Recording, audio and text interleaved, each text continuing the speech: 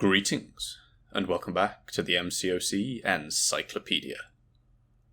Last time, I left you all on a little bit of a cliffhanger, wondering whether we could solo the Abyss Collector with OG Storm. Is it possible? And, given we set quite a few other records, can we get one here as well? It has been a long time since I have done this fight, but I have a vague idea what's going on. I've seen other people solo him, usually Metal Sonic Dude, so I put together a rough plan. Get to Special 1, fire parry heavy so he can't evade whilst he's stunned, get some shocks, and then more parry heavy and more Special 1s, and repeat until he falls over. I remembered he could go unstoppable at low health, but with a parry heavy playstyle and a bit of careful playing, this shouldn't be too much of an issue. A quick read over his abilities reminds me that he does have a 55% tenacity chance, so I'll be bringing White Magneto for the passive stuns, and they can't be shrugged. This does mean he can shrug my shocks though, which are my main source of damage, so this is going to cut our damage output roughly in half, but that shouldn't be too bad in the long run. All that shrugging as well will give Storm a whole load of extra prowess, so we'll be hitting the damage cap pretty much all the time. We can spam the Special 1 to try and get some more shocks, as well as from the parry heavy, and just play around the tenacity. We do have to remember that this guy is of the superior class, meaning that he will have class advantage over everyone. And class disadvantage in the Abyss is really bad. They get massively increased block penetration, a 10% evade chance, the damage cap is reduced, and so on. So with all that in mind, I set out on my little quest, but let's just say my initial tries didn't go quite as well as I would have liked.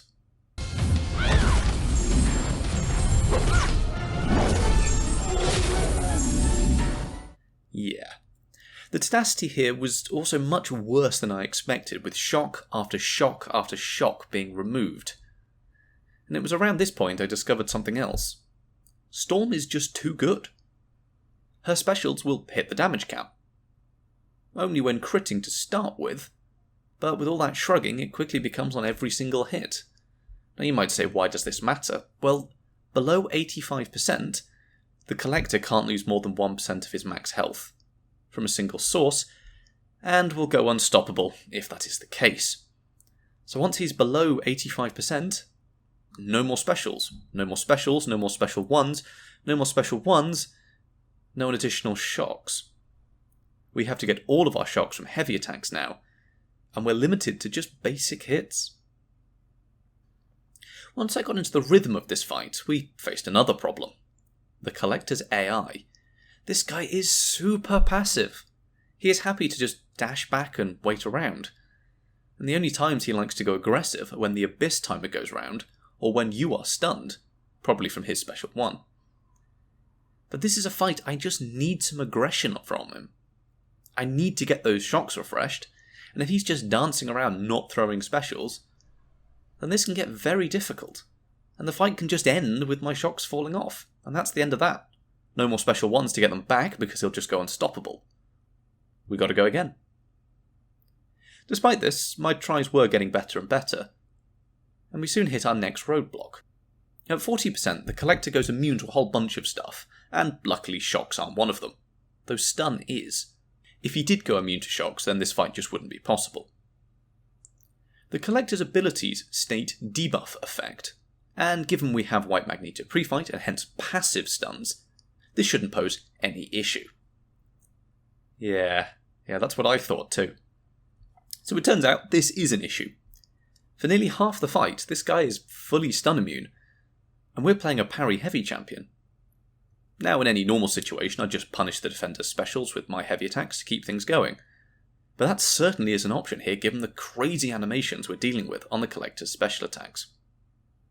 Luckily for us though, the Collector's heavy attack, whilst very fast, has a really short range, so we'll be looking to counter that. Oh, hang on a second, MSD's calling me. Oh, hey man. Just writing the Collector's script at the moment. I'm about to talk about heavy countering the Collector's heavy with Storm. What are your thoughts on that? You're using Storm, right? So OG Storm? That's the plan. You've got to keep those shocks going. Yeah, that might not work so well. Why? Well, when they buffed Storm, her heavy animation changed, and her range is just not very long with those tiny arms. Oh, you've got to be So, yes, as MSD said, it turns out that we can't even heavy counter the Collector's heavies, even though it seems like it should be the easiest heavy in the game to counter. Storm's dashback animation is longer than her heavy attack animation, and there isn't time to throw a light attack to make up for the lost space because of how fast the Collector's heavy is. Maybe you could get it one time in 20, but that just isn't reliable enough for this fight.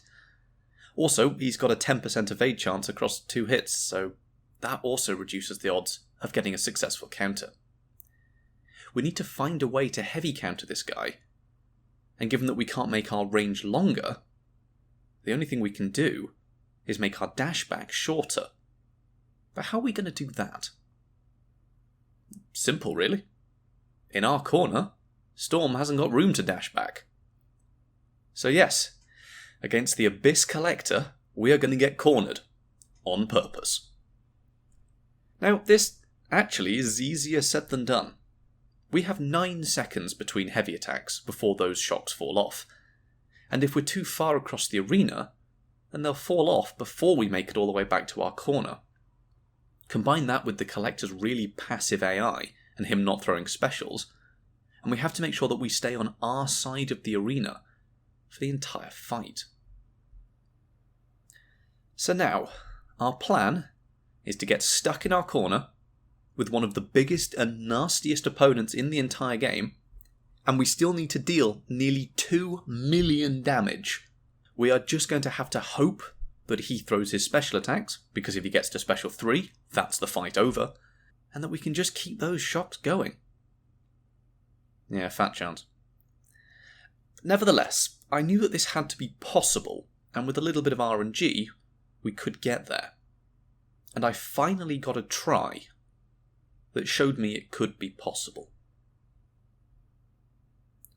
This drove me a little bit mad. 1.5% health left. Just a few seconds longer, and the shocks would have done it. But this told me it was possible. So, another trip through the Abyss, and at 8 minutes to 11, on Wednesday the 19th of June, this happened. Shocking, isn't it? 1 Abyss Collector solo. I will show the full unedited fight in just a moment, but I want to draw your attention here to the fight time. 2 minutes 55.